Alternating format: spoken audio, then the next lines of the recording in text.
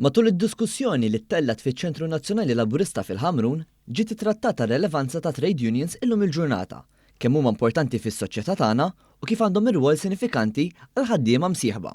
Għal din id-diskussjoni ħaddu sem Josef Buġejja, Segretarju Ġenerali tal-General Workers Union, Diane Vella Muscat mid-Dipartiment ta' Relazzjonijiet Industrijali u tal-Impjieg id-DIER u Fabio Muscat, Kap Eżekuttiv ta' Ozo Group. It-tlet kelliema prinċipali l-koll qablu li trade unions għadhom importanti fis-soċjetà tagħna tal-lum. Kif iddeskriva f'kumment ma' News is-Segretarju Ġenerali tal-General Workers Union. Ħafna, u l-importanza tagħhom tkompli tiżdied. Fejn inta qabel konna norganizzaw aħna u ninnegozjaw kemm fuq livell azzjendali għax Malta enterprise level isir u fuq livell nazzjonali, illum il-ġurnata ninnegozjaw anki fuq livell Ewropew u fuq livell internazzjonali. L-importanza tagħhom tant qed tikber li anki fl-aħħar direttiva li ħarġet tal-Unjoni Ewropea, l-Adequate Minimum Wage Directive, ma għadhomx jissemmew ir-rappreżentanti tal-ħaddiema imma jissemmew it-trade unions. Diane Vella Muscat mid-DIER elenkat li anke mill-aspett governattiv it-trade unions għadhom relevanti ħafna. Dejjem ikun hemm dawk il-faxxi tan-nies li forsi jkollhom bżonn iktar protezzjoni jew inkella xi wħud li jibżgħu anke jitkellmu għad-drittijiet tagħhom u allura dan f'mod kollettiv jistgħu jagħmluh biss fit-trade union.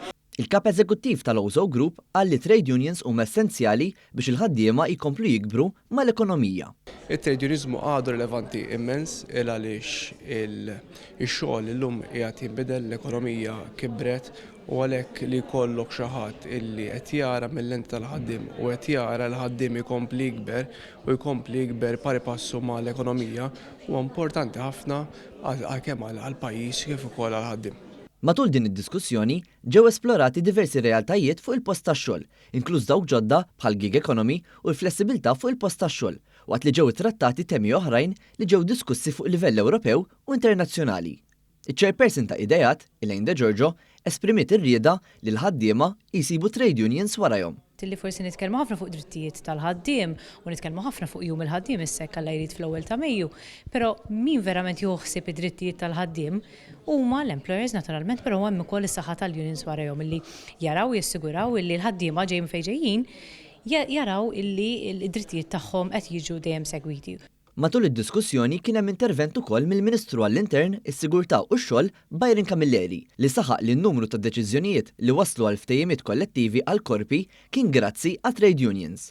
U enfasizza li l-Partit Laburista kien dejjem fuq in-naħa tajba ta' trade unions għal ġid tal-ħaddiema Maltin u Għawċin.